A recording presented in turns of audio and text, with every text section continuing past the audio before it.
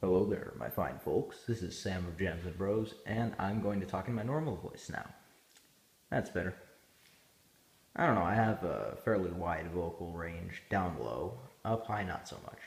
Anyways, all that aside, today I've got another World War II Lego MOC. In case you don't know what that stands for, MOC stands for My Own Creation. Any and all rookie fans out there looking at you. Yeah, so let's take a look. It's a pretty simple scene. I don't know what I'm going to call it, but hey, let's make up a name on the spot. Let's call it Storming the Molehill. 10 out of 10 improv. Let's take a look. So yeah, the gist of it is, pretty basic. There's a bunch of Americans, and there's a bunch of Germans, and then there's a hill that the Germans are on. And yeah, there you go. It's pretty much the premise of that. So yeah, I went and put a lot of time into putting all the foliage here. I spent quite a bit of time tracking down all the plant pieces I could. As you can tell, just judging by the way I talk, I can never have enough of those tall grass pieces. Like in any mock video of mine that uses those like vegetation pieces, you'll hear me talk in a way that just hints that I never have enough for my builds. But yeah, we have a bunker here with some overgrowth, a stone wall, some artillery shells lying around, and just some sandbags over there.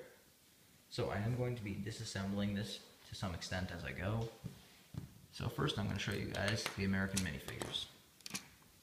I could use the power of digital editing to speed this up, but I'm just not that kind of guy, Just a little fact about me, I'm very lazy with some things, and then with some things I'm just so highly driven it's insane. The world works in mysterious ways, kids.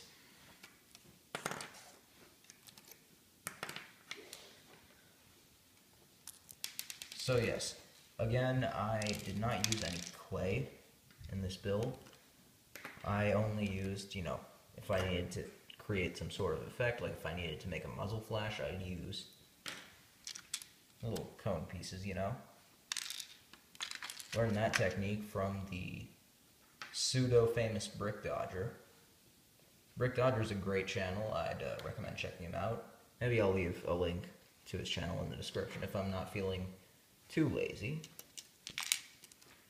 And whoops. No. So, American minifigures. Yes, indeed. So, what do we got here? Just a bunch of standard minifigures. I'm gonna take a quick roll over all of them. And if you guys wish to ask me about the origin of any of these minifigure parts, particularly the heads, just ask in the comments, and I'll do my best to get back to you.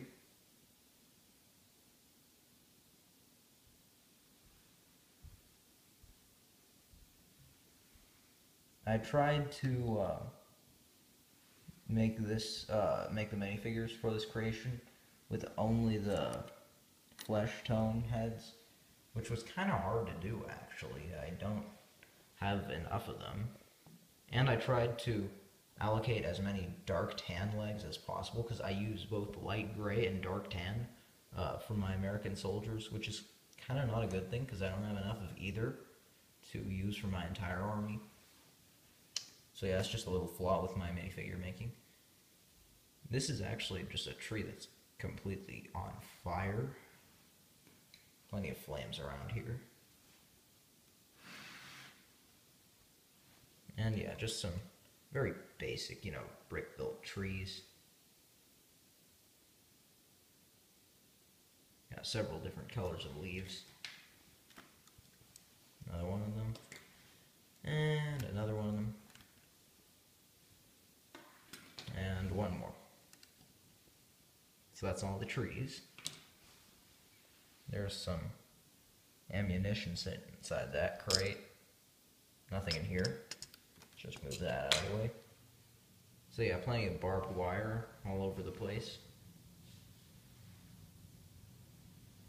There's a mushroom over there. It's almost become like a little personal Easter egg of mine. So let's swing around over to here and hope the muzzle flashes don't start falling off. This muzzle flash, this one right here, is the most obnoxious thing ever. What it'll do is if the table is even bumped like slightly at all, it'll fall off and it'll roll somewhere down into here where it's terribly hard to fish out without, you know, removing the barbed wire and sometimes even that crate. Speaking of which, the crate has 4 M6 rockets in there. Fun factoid of the day. I know it's kind of a lame factoid, but it'll have to do. Bit of dynamite over there, some spare machine guns in there. Just a barrel with a lid. I don't have any dark brown lids for the dark brown barrels, so I kind of just have to put stuff in them so they don't look too empty. Empty barrels are no fun. So yeah, I suppose. Oh wow. Wow, the G43s are perfect for muzzle flashes. I never realized that.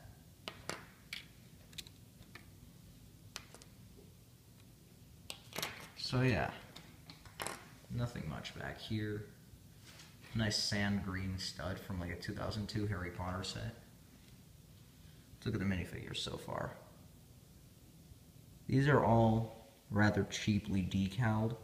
While I am a minifigure collector, I don't put a lot of effort into my minifigures. Where'd that last one go? Here he is.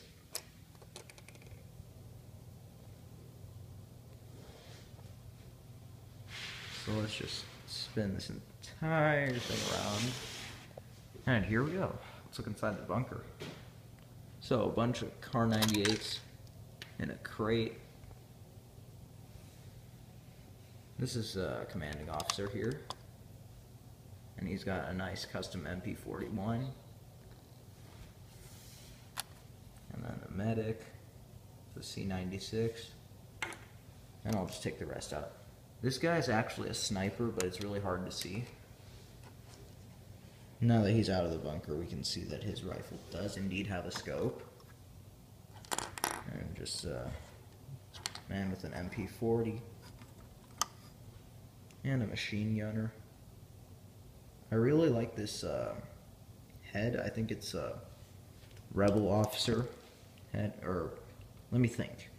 I know it was from the Battle of Hoth in Star Wars The Empire Strikes Back, but I can't quite remember who it was used for.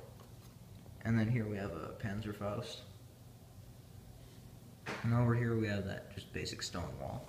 And by the way, there are just some very simple structural pillars down here. Just kind of a rudimentary thing when designing an elevated creation. There are some 8x8 bricks. They're pretty neat. I got them in some set back in like 2006. So yeah, just another soldier there. Another one. And another one. I like this head as well. I think it was used on like Draco Malfoy back in 2007. One of the Harry Potter sets. So I think that about does it for this little model of mine. If you like the video, make sure to smack that like button. I know that's totally not an overused phrase on YouTube. And until next time, this is Jam signing off. Stay classy, everyone.